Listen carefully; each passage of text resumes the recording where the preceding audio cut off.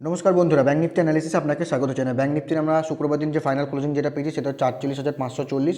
যদি আমরা বৃহস্পতিবার দিনে ক্যান্ডেলের ক্লোজিং দেখি, সেখান থেকে ব্যাঙ্ক নিফটি কী করে -738 পয়েন্ট নিচে গিয়ে কিন্তু ক্লোজ দেয়। ঠিক আছে, মানে প্রিভিয়াস যে ক্যান্ডেল ছিল সেই ক্যান্ডেলের নিচে গিয়ে কিন্তু ক্লোজ দেয়। দেখো, ব্যাঙ্ক নিফটির জন্য ইম্পর্টেন্ট সাপোর্ট যেটা রয়েছে, দুটো সাপোর্ট রয়েছে। প্রথম যে সাপোর্টটা রয়েছে সেটা হচ্ছে এই যে জোনটা, ঠিক আছে, এখানে একটা সাপোর্ট রয়েছে যেটা হচ্ছে ক্লোজিং বেসিসে, যেটা হচ্ছে 48,444। ঠিক আছে, মার্কেট যদি 48,444-এর নিচে যদি কন্টিনিউ মানে ক্লোজিং করার পর যদি ট্রেড করতে থাকে, দেন নেক্সট যে সাপোর্টটা বেরিয়ে আসবে সেটা হচ্ছে 47,888।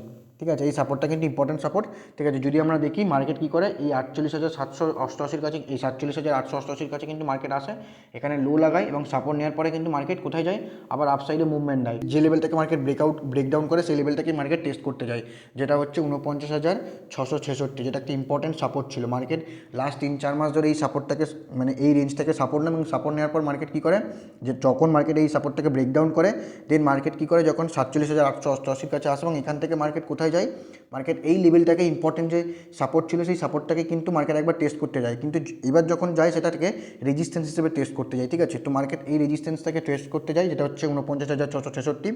একে টেস্ট করে এবং টেস্ট করার পর মার্কেট কী করে, নিচেই কিন্তু মার্কেট ক্লোজিং দেয়। ঠিক আছে, নিচে মার্কেট ক্লোজিং দেয় এবং ক্লোজিং দেওয়ার পর যদি দেখি শুক্রবার দিন মার্কেট যদি দেখি প্রিভিয়াস যে ক্যান্ডেল মানে বৃহস্পতিবার দিনের ক্যান্ডেলটাকেই কিন্তু মার্কেট নিচে এসে ক্লোজ দেয়। যদি আমরা ব্যাঙ্ক নিফটি এবং নিফটি ট্রেন্ড দেখি, দুটো ট্রেন্ডই কিন্তু নেগেটিভে রয়েছে। ঠিক আছে, তো ব্যাঙ্ক নিফটির জন্য ইম্পর্টেন্ট সাপোর্ট যেটা হচ্ছে, প্রথম যে সাপোর্ট যেটা হচ্ছে 48,444, যদি এটাকে ব্রেকডাউন করে এবং এর নিচে যদি ক্লোজিং করে এবং ক্লোজিং করার পর যদি ট্রেড করতে থাকে, তো নেক্সট যে সাপোর্ট বেরিয়ে যাবে সেটা হচ্ছে 47,888, এই যে লেভেলটা। ঠিক আছে, যদি দেখা গেল কী করলো, 47,888-এর নিচে যদি ক্লোজিং করে, ঠিক আছে, 47,888-এর নিচে যদি ক্লোজিং করার পর তার পরের দিন যদি নিচে কন্টিনিউয়াসলি ট্রেড করতে থাকে, নেক্সট যে সাপোর্টটা বেরিয়ে আসতে পারে ক্লোজিং বেসিসে সেটা হচ্ছে 47,444।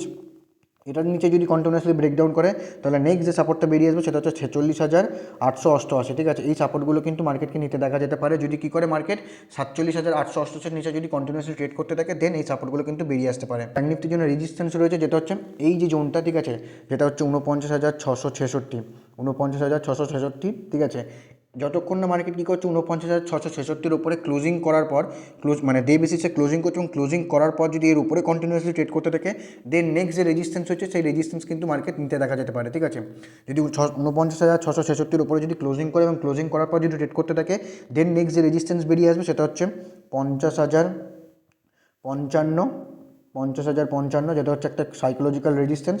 ঠিক আছে, এটাকে যদি ব্রেকআউট করে, 50,055-কে যদি ব্রেকআউট করে, তো নেক্সট যে রেজিস্ট্যান্স বেরিয়ে আসবে যেটা হচ্ছে 50,555। ঠিক আছে, এটা হচ্ছে ইম্পর্টেন্ট রেজিস্ট্যান্স। এই রেজিস্ট্যান্সগুলো নিতে পারে মার্কেট যদি কী করে 49,666-র উপরে ক্লোজিং করে এবং ক্লোজিং করার পর যদি ট্রেড করতে থাকে, দেন এখানে ফলো আপ বাইং হতে পারে নেক্সট যে রেজিস্ট্যান্স সেই রেজিস্ট্যান্স অবধি। মার্কেটকে যদি আমরা ভালো করে ওয়াচ করি, ঠিক আছে, মার্কেট যখনই আমি সবসময় যেটা বলি যে মার্কেটকে রেঞ্জ করতে দাও। ঠিক আছে, যেটা ডে বেসিসে হোক, যারা ইন্টারডে ট্রেডিং করে, ডে বেসিসে হোক বা এবং ক্লোজিং বেসিস হোক, যে কোনো বেসিসেই হোক না কেন, মার্কেটকে রেঞ্জ করতে দাও। মার্কেট যখনই কোনো রেঞ্জ করবে না, সেই সময় তোমার কী হবে, মুভমেন্ট ধরতে কিন্তু সুবিধা হবে। যদি আমরা ক্লোজিং বেসিস মানে ডে বেসিসে যদি দেখি, ঠিক আছে, মার্কেট কী করে যদি দেখি, এক্সাম্পলের জন্য যদি দেখি, মার্কেট এখানে যখন ডাউনফল হয়, ঠিক আছে, ডাউনফল হয় কী করে, মার্কেট এখানে কিন্তু একটা টানা রেঞ্জের মধ্যে বিগত 10 থেকে 15 দিন কিন্তু একই রেঞ্জের মধ্যে কন্টিনিউয়াসলি ট্রেড করতে থাকে। ঠিক আছে, মার্কেট কিন্তু একই কন্টিনিউয়াসলি ট্রেড করতে থাকে। যেদিন কী করলো মার্কেট এর নিচে ব্রেকডাউন করলো, ঠিক আছে, যেদিন মার্কেট এর নিচে ব্রেকডাউন করলো, সেখান থেকে কিন্তু একটা ডাউন সাইড মুভমেন্ট দেখা গেল। সেম যদি এখানেও দেখি মার্কেট কী করে, এখানে রেজিস্ট্যান্সের কাছে যায়, রেজিস্ট্যান্স থেকে মার্কেট কী করে, রেজিস্ট্যান্সের কাছে গিয়ে মার্কেট এখানে কন্টিনিউয়াসলি 7-8 দিন ধরে এখানে ট্রেড করে, কিন্তু রেজিস্ট্যান্সকেও ব্রেকআউট করতে পারছে না এবং সাপোর্টকেও ব্রেকআউট করতে পারছে না। তো একটা চ্যানেলের মধ্যে চলে এবং চ্যানেলের মধ্যে যেদিন মার্কেট কী করলো, যখনই মার্কেট কোনো চ্যানেলের মধ্যে চলবে, সেই রেঞ্জটাকে অ্যাভয়েড করো। ঠিক আছে, সেই রেঞ্জের মধ্যে যখনই তুমি এন্ট্রি নাও না কেন, তুমি তোমার ট্রেড পাঞ্চ করো না কেন, সেখানে তুমি ট্র্যাপ হওয়ার সম্ভাবনাই বেশি থেকে যায়। ঠিক আছে, যখনই যদি আমরা দেখি মার্কেট এই রেঞ্জের মধ্যে, যেদিন মার্কেট কী করলো কন্টিনিউয়াসলি ট্রেড করার পর নিচে যেদিন মার্কেট ব্রেকডাউন করলো, সেখান থেকে কিন্তু একটা যদি আমরা দেখি লাস্ট 2-3 দিন এখানে একটা কিন্তু ভালো মুভমেন্ট দেয়।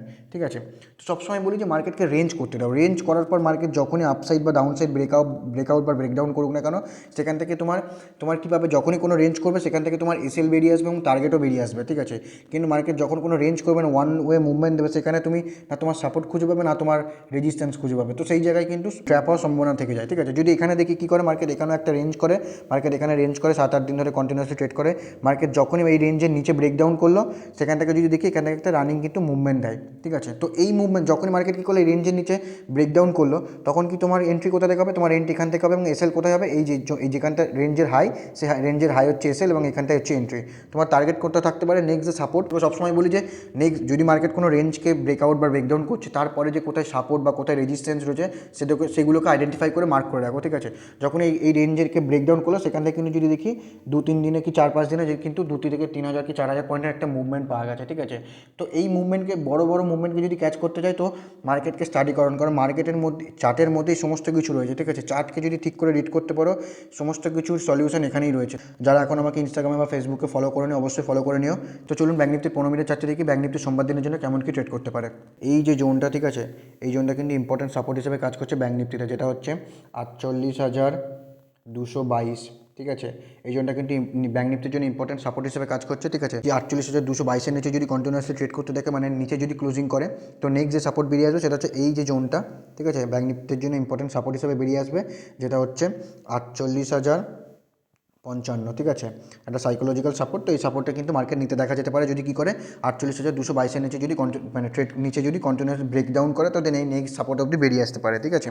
ইন্টারডের জন্য সবসময় বলি যে প্রিভিয়াস দিনের হাই, লো এবং ক্লোজিং ইম্পর্টেন্ট, ঠিক আছে। ব্যাঙ্ক নিফটির জন্য ইম্পর্টেন্ট রেজিস্ট্যান্স কী রয়েছে? ইম্পর্টেন্ট রেজিস্ট্যান্স রয়েছে এই যে জোনটা, ঠিক আছে। এই যে জোনটা যেখানে হাই লাগেছে, এই হাইটা কিন্তু ইম্পর্টেন্ট রেজিস্ট্যান্স হিসেবে কাজ করবে। দেখা গেলো মার্কেট কী করলো, এই যে সাপোর্টটা রয়েছে ব্যাঙ্ক নিফটির ইম্পর্টেন্ট, ঠিক আছে, আর এই যে রেজিস্ট্যান্স রয়েছে, ঠিক আছে, যেটা রেজিস্ট্যান্স, ঠিক আছে। মার্কেট কী করলো, সোমবার দিন এখানে ওপেন হলো, ঠিক আছে। এই সাপোর্টের এখানে ওপেন হলো এবং ওপেন হওয়ার পর কন্টিনিউয়াসলি যদি ট্রেড করতে থাকে, ওপেন হওয়ার পর এখানে যদি কন্টিনিউয়াসলি ট্রেড করতে থাকে এবং ট্রেড করার পর দেখা গেলো মার্কেট কী করলো, এই রেঞ্জের আপসাইডে যদি ব্রেকআউট করে, তাহলে নেক্সট যে রেজিস্ট্যান্স বেরিয়ে আসবে সেটা হচ্ছে এই যে জোনটা, ঠিক আছে, যেখান থেকে ব্রেকডাউন করে এই জোনটা একটা রেজিস্ট্যান্স হিসেবে কাজ করবে, যেটা হচ্ছে 15 মিনিটের চার্টে যে রেজিস্ট্যান্স বেরিয়ে আসবে সেটা হচ্ছে 48,666, 15 মিনিটের চার্টে রেজিস্ট্যান্স। যদি এটাকে ব্রেকআউট করে, তো নেক্সট যে রেজিস্ট্যান্স বেরিয়ে আসবে সেটা হচ্ছে এখানে, যেটা হচ্ছে 48,888, ঠিক আছে।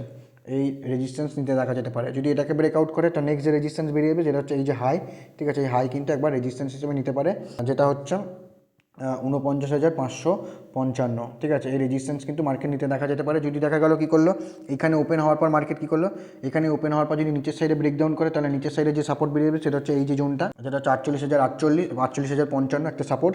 যদি এর নিচে ব্রেকডাউন করে, তো নেক্সট যে সাপোর্টটা বেরিয়ে যাবে যেটা হচ্ছে ক্লোজিং বেসিসে এবং 15 মিনিটের চার্টে, যেটা হচ্ছে 47,888। দেখা গেল মার্কেট এই যে সাপোর্ট লাগিয়েছে, ঠিক আছে, এই যে সাপোর্ট লাগিয়েছে, এই সাপোর্টের থেকে, ঠিক আছে, মার্কেট গ্যাপ ডাউন ওপেন হলো, ঠিক আছে। দেখা গেল মার্কেট এই যে লেভেলটা রয়েছে, ঠিক আছে, এই লেভেলের নিচে গ্যাপ ডাউন ওপেন 48,000-এর কাছে দেখা গেল মার্কেট ওপেন হলো, ঠিক আছে। এখানে ওপেন হওয়ার পর মার্কেট যদি রেঞ্জ করতে দাও, মার্কেটকে রেঞ্জ করার পর যে সাইডেই ব্রেকআউট বা ব্রেকডাউন করুক না কেন, সেখান থেকে তুমি কিন্তু তোমার সিওর ট্রেডটা পাবে, বেরিয়ে আসবে, ঠিক আছে। তো এখানে ওপেন হওয়ার পর মার্কেট যদি নিচের সাইডে ব্রেকডাউন করে, তো নেক্সট যে সাপোর্ট বললাম যেটা হচ্ছে 47,888, যদি এটাকে ব্রেকডাউন করে, তো নেক্সট যে সাপোর্টটা বেরিয়ে আসবে সেটা হচ্ছে 47,444, ঠিক আছে। তার আগে একটা রেজিস্ট্যান্স, তার আগে একটা যে সাপোর্ট বেরিয়ে যাবে সেটা হচ্ছে 47,666, ঠিক আছে। এটা হচ্ছে 15 মিনিটের চার্টে সাপোর্ট, ঠিক আছে। যদি মার্কেট কী করে, গ্যাপ ডাউন ওপেন হওয়ার পর রেঞ্জ করার পর যদি আপসাইডে ব্রেকআউট করে, তাহলে আজকে মানে শুক্রবার দিনের যে লো, ঠিক আছে, এই লো একবার রেজিস্ট্যান্স হিসেবে কাজ করবে, যেটা হচ্ছে 48,222, যেটা হচ্ছে 48,222, ঠিক আছে। যদি এটাকে ব্রেকআউট করে, তো নেক্সট যে রেজিস্ট্যান্স বেরিয়ে যাবে সেটা হচ্ছে এই যে লেভেলটা, যেখানে ব্রেকডাউন করে, এই লেভেলটা কিন্তু একবার রেজিস্ট্যান্স হিসেবে কাজ করবে। দেখা গেল মার্কেট কী করলো, এই যে লেভেল রয়েছে হাই লাগিয়েছে, ঠিক আছে, হাইয়ের এখানে প্রায় গ্যাপ আপ ওপেন হলো, দেখা গেল মার্কেট এইখানে ওপেন হলো, ঠিক আছে। যদি গ্যাপ আপ এখানে ওপেন হয়, তো মার্কেট দেখো, মার্কেট যেহেতু যদি গ্যাপ আপ ওপেন হয়, তো মার্কেট রেজিস্ট্যান্সের কাছেই ওপেন হতে পারে, ঠিক আছে। তো রেজিস্ট্যান্সের কাছে ওপেন হলে, তো একবার মার্কেট সেই জায়গা থেকে দাঁড়িয়ে ওয়াচ করো মার্কেট কী করে। যদি রেজিস্ট্যান্সের কাছে এসে যদি মার্কেট কন্টিনিউয়াসলি ট্রেড করে, দেখা গেলো রেজিস্ট্যান্সের কাছে এসে মার্কেট কন্টিনিউয়াসলি 1-2 ঘন্টা এখানে রেজিস্ট্যান্সের কাছে এসে যদি দেখা গেলো 1-2 ঘন্টা ট্রেড করার পর যদি আপসাইডে ব্রেকআউট করে, তো নেক্সট যে রেজিস্ট্যান্স বেরিয়ে যাবে সেটা হচ্ছে এই যে রেজিস্ট্যান্স, ঠিক আছে, এটা বেরিয়ে আসতে পারে। যদি দেখা গেলো রেজিস্ট্যান্সের কাছে এসে মার্কেট ওপেন হওয়ার পর মার্কেট কী করলো, রেঞ্জ না করে যদি নিচের সাইডে ব্রেকডাউন করে, তাহলে নিচের সাইডে একটা মুভমেন্ট দেখা যেতে পারে, নেক্সট যে সাপোর্ট, সেই সাপোর্ট অবধি, ঠিক আছে। এই যে জোনটা, ঠিক আছে, এই সাপোর্ট কিন্তু মার্কেট নিতে দেখা যেতে পারে, যেটা হচ্ছে 48,555, ঠিক আছে। যদি এটাকে ব্রেকডাউন করে, তো নেক্সট যে সাপোর্ট বেরিয়ে আসবে সেটা হচ্ছে এই যে লো, মানে শুক্রবার দিনের যে লো, সেটা হচ্ছে 48,222, ঠিক আছে। যদি এটাকে ব্রেকডাউন করে, তাহলে নেক্সট যে সাপোর্ট বেরিয়ে যাবে যেটা হচ্ছে 48,855, ঠিক আছে। এই সাপোর্টটা কিন্তু মার্কেটকে নিতে দেখা যেতে পারে যদি কী করে, মার্কেট গ্যাপ আপ ওপেন হওয়ার পর মার্কেট যদি সাস্টেন না করতে এবং নিচের সাইডে যদি ব্রেকডাউন করে, তো দেন এই সাপোর্টগুলো কিন্তু মার্কেটকে নিতে দেখা যেতে পারে। এই যে জোনটা রয়েছে, ঠিক আছে, এই জোনের মধ্যে ওপেন হলো, ঠিক আছে। এই জোনের মধ্যে যদি ওপেন হয় মার্কেটকে, এই জোনের মধ্যে যখন যদি ওপেন হয়, তো এই জোনের মধ্যে ওয়েট করো, মার্কেট ওয়েট করার পর দেখো মার্কেট কোন সাইডে ব্রেকআউট বা ব্রেকডাউন করছে। যদি আপ সাইডে ব্রেকআউট করে, তো নেক্সট যে রেজিস্ট্যান্সগুলো বললাম, সেই রেজিস্ট্যান্সগুলো নিতে দেখা যেতে পারে। যখন যদি ব্রেকডাউন করে, তো নেক্সট যে সাপোর্টগুলো বললাম, সেই সাপোর্টগুলো কিন্তু মার্কেটকে নিতে দেখা যেতে পারে। পারে। যখনই এই রেঞ্জের মধ্যে থাকবে সেই রেঞ্জটাকে অ্যাভয়েড করো। যদি তুমি ট্রেড না করো তোমার কোনো লস হবে না, যদি কিন্তু একটা ভুল ট্রেড করলে তোমার কিন্তু সেই লস হওয়ার চান্সটা বেড়ে যায়, ঠিক আছে। তো শান্তিতে বসে থাকো, দেখো মার্কেট কোন সাইডে ব্রেকআউট বা ব্রেকডাউন করছে, দেন সেই অনুযায়ী এন্টার করতে পারো তোমার ট্রেডে, ঠিক আছে। যদি ভিডিওটি ভালো লেগে থাকে অবশ্যই লাইক এবং কমেন্ট করবেন। দেখা হচ্ছে পরের ভিডিওতে, ততক্ষণ ভালো থাকবেন, সুস্থ থাকবেন।